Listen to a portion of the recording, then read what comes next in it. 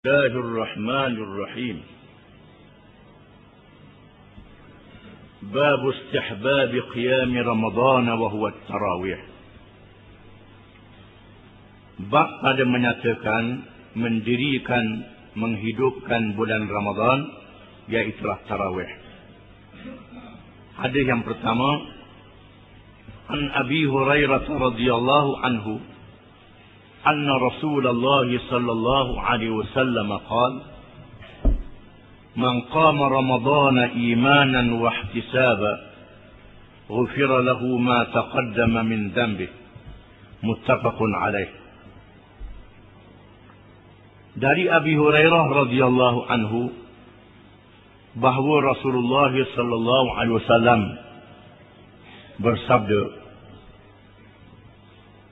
sesiapa yang menghidupkan bulan Ramadan dengan beriman kepadanya, yakni beriman dengan kelebihannya, dan ikhlas kerana Allah Ta'ala, diampunkan baginya apa yang terdahulu daripada dosanya.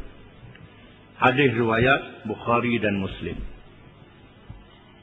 Hadis ini menyatakan, barang siapa yang menghidupkan bulan Ramadan dengan kerja-kerja ibadat yang sunat, bukan sahaja puasa, dengan dia percaya kelebihan bulan Ramadan dan kelebihan ibadat itu, di antaranya sembahyang tarawih, dan dia mengerjakan dengan hati yang ikhlas kerana Allah Ta'ala, maka dia beri kepadanya kelebihan, diampunkan dosa yang terdahulu. Yang dimaksudkan di sini ialah dosa-dosa yang kecil. Adapun dosa-dosa yang besar berhajat kepada bertaubat secara khusus. Hadis yang kedua, wa anhu radhiyallahu anhu qala, kana Rasulullah sallallahu alaihi wasallam يرغب في قيام رمضان من غير أن يأمرهم فيه بعزيمة، فيقول من قام رمضان إيمانا واحتسابا غفر له ما تقدم من ذنبه. رواه مسلم. Dan darinya, yakni dari Abi Hurairah radhiyallahu anhu, adalah Rasulullah sallallahu alaihi wasallam menggalakkan umatnya supaya menghidupkan Ramadan dengan tidak menyuruh mereka secara memberatkan. Lalu dia bersabda, barang siapa yang menghidupkan Ramadan dengan beriman kepadanya dan ikhlas, diampunkan baginya apa yang terdahulu daripada dosanya. Ada riwayat Muslim. Hadis ini macam hadis dulu juga, cuma ditambah lagi dengan Rasulullah tidak memerintah dengan berat, memerintah dengan ringan saja. Nak buat pun apa, tak mau buat pun tidak disuruh keras-keras sangat. Ulama menafsirkan perkara ini dengan sembahyang tarawih, di mana Rasulullah sallallahu alaihi wasallam telah bersembahyang tarawih sebanyak 8 rakaat, lalu diikut oleh sahabat-sahabatnya. Pada malam yang kedua dia bersembahyang lebih ramai pada malam yang pertama. Malam yang ketiga dia keluar sembahyang pula 8 rakaat, macam dulu juga. Maka masjid penuh sehingga tak muat tempat. Malam besoknya Rasulullah tak keluar. Mereka menunggu-nunggu, Rasulullah tak keluar sampai subuh. Dan malam yang berikutnya Rasulullah keluar dan bersabda, sebab aku tak keluar semalam kerana aku takut sembahyang ini menjadi wajib kepada kamu. Dan dia tidak wajib. Kalau jadi wajib, memberatkan kamu. Ummul Mukminin Aisyah radhiyallahu anha mengatakan bahawa Rasulullah sallallahu alaihi wasallam sembahyang malam tidak lebih daripada 11 rakaat, termasuk di bulan Ramadan. menandakan baginda SAW sembahyang tarawih 8 rakaat dan diikuti dengan witir 3 rakaat. Itu amalan Nabi SAW. Mengapa sembahyang ini dinamakan sembahyang tarawih? Kerana sembahyang ini ada tarwihah. Tarwihah diceluh dengan rehat. Di sembahyang 4 rakaat berhenti. Lepas tu sambung balik 4 rakaat. Lepas tu berhenti pula. Berhenti itu ikutlah baca Quran ke, berzikir ke, berdoa ke, bersyarah ke, apa. Lepas tu sambung balik. Setiap 4 rakaat. Di zaman Abu Bakar begitulah keadaannya. Sehingga zaman Sayyidina Umar Ibn Al-Khattab radhiyallahu anhu. Lalu Sayyidina Umar memerintah.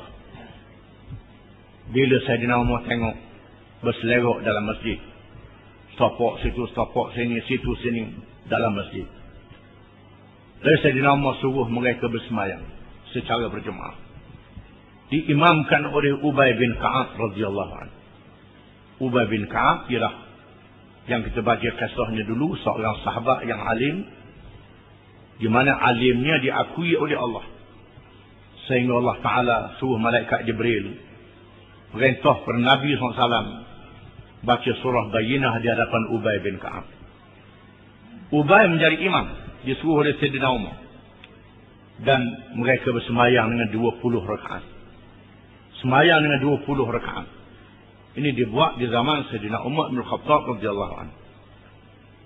Bermakna sembahyang tarawih ini boleh dibuat 2 cara. Cara 8 rakaat, witir 3, sebagaimana yang dibuat oleh Nabi SAW. Dan cara 20 rakaat, witir 3, jadi 23. Ini dibuat oleh Sayyidina Umar di zamannya. Dan berterusan sehingga hari ini diamal oleh orang Islam. Dan ada juga mereka yang buat 8 rakaat. Dua-dua tu boleh mereka. Ini cara menghidupkan bulan Ramadan. Setengah ulama mengatakan bahawa lebih pada 20 pada apa? Nak tang 40 ke? Tak apa. Ada ulama mengatakan demikian. Tetapi yang asahnya ia sekat 20 je. Sebagaimana dibuat oleh Sayyidina Umar bin Khattab di zaman dia. Ada yang berikut.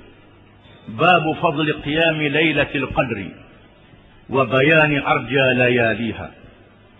Bab pada menyatakan menghidupkan Lailatul Qadar dan menyatakan malam-malam yang diharapkan. Qala Allah Ta'ala, Inna anzalnahu fi Lailatul Qadr ila akhir surah. Firman Allah Ta'ala, sesungguhnya kami telah menurunkannya pada malam Lailatul Qadar. Hingga akhir surah. Lailatul Qadri khairum min alf syahr. Malam Qadar itu lebih baik daripada 1000 bulan. Para ulama tafsir mengatakan ayat ini diturunkan apabila Nabi SAW menceritakan seorang lelaki pahlawan di kalangan Bani Israel di zaman dulu yang memakai pakaian perang dan membawa senjata, berperang selama 1000 bulan. 1000 bulan dia berperang. 1000 bulan. 1000 bulan ni 80 tahun dia berperang. Ini seorang pahlawan di kalangan Bani Israel.